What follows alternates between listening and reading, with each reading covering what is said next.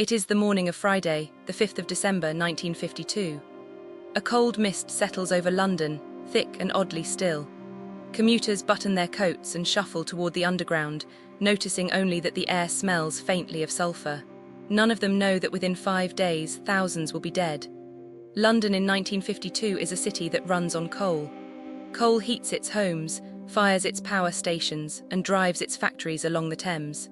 Post-war austerity has forced families to burn cheap, sulfur-rich nutty slack, the higher grades reserved for export. Every chimney in the capital exhales a thin grey ribbon into the winter sky. That December, an anticyclone settles over southern England. High pressure traps a layer of cold air beneath a lid of warmer air above, a phenomenon meteorologists call a temperature inversion. The smoke from a million chimneys has nowhere to rise. It pools at street level, mingling with fog drifting off the river. By Friday afternoon, visibility collapses to a few yards. Londoners call it a pea souper, a familiar nuisance in a city long nicknamed the Big Smoke. But this fog is different. It is yellow-black oily, and it leaves a metallic taste on the tongue. Buses crawl behind conductors walking ahead with flaming torches. The Isle of Dogs vanishes entirely from view. At Sadler's Wells, a performance of La Traviata is abandoned when the audience can no longer see the stage. In cinemas across the West End, screens disappear behind a grey veil seeping in from the streets. The chemistry of the smog is lethal. Sulfur dioxide from burning coal reacts with moisture in the fog to form sulfuric acid, suspended in microscopic droplets. Every breath delivers a fine corrosive mist deep into the lungs. The very young, the very old, and the already sick begin to struggle for air. In the East End, hospitals fill with patients gasping and blue-lipped. Ambulances cannot find their way through streets they have driven for decades. Doctors describe a strange, raw cough and a bluish tint to the skin called cyanosis. Mortuaries begin to run out of space by Sunday evening. Prize cattle brought to the Smithfield show at Earl's Court collapse in their pens. Farmers improvise masks from sacks soaked in whiskey to save them. 12 animals die outright, and dozens more are slaughtered. The newspapers report the cattle deaths before they grasp the scale of the human catastrophe unfolding around them. Crime flourishes in the murk. Thieves snatch handbags and vanish into the gloom within seconds. Police officers walk in pairs, lost within streets of their own beat. At Heathrow, every flight is grounded, and rail traffic across the south of England grinds to a halt. By Tuesday, the 9th of December, a westerly wind finally lifts the inversion. The fog disperses as suddenly as it arrived. Londoners step out into clear air, brush soot from their coats, and assume the worst is over. They are wrong. In the days that follow, undertakers report a shortage of coffins. Florists run out of wreaths. Death certificates pile up across the boroughs, listing bronchitis, pneumonia, and heart failure. The official initial estimate is 4,000 dead.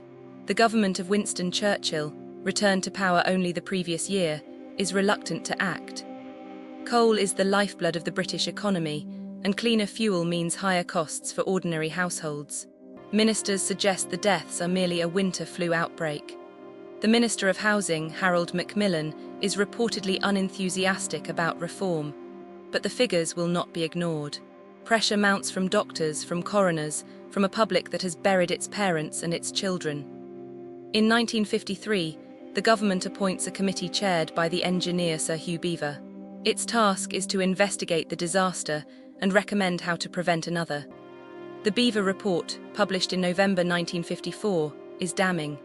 It concludes that coal smoke is killing British citizens on a vast scale every winter.